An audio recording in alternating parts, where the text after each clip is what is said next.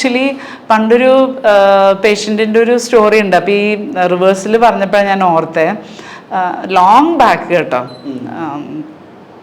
ഇച്ചിരി ഒരു സെൻസിറ്റീവ് സാധനമാണ്.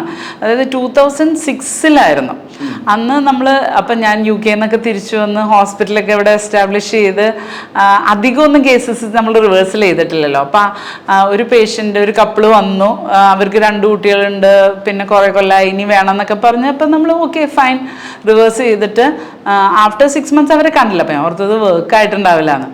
1 year കഴിഞ്ഞപ്പോൾ അവർ പ്രഗ്നൻ്റ് ആയിട്ട് പോസിറ്റീവായിട്ട് വന്നു. അപ്പോൾ ഞാൻ ഭയങ്കര എക്സൈറ്റഡ് ആയിരുന്നു. കാരണം നമ്മൾ റിവേഴ്സൽ ചെയ്തിട്ട് ഒരെണ്ണം വർക്ക് ചെയ്തത്, അത് തുടക്കത്തിലാണ്, കരിയറിൻ്റെ തുടക്കത്തിൽ എന്തെങ്കിലും വർക്ക് ആകുമ്പോൾ നമുക്ക് ഭയങ്കര സന്തോഷമാണല്ലോ.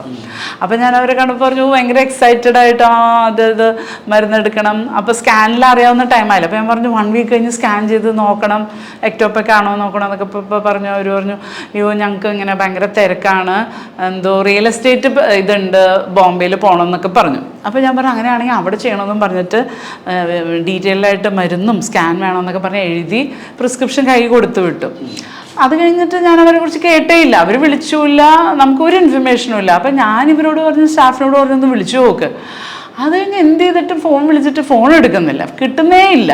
അപ്പം ഞാൻ അതിൻ്റെ കാര്യം മറന്നു. ആഫ്റ്റർ എനിക്ക്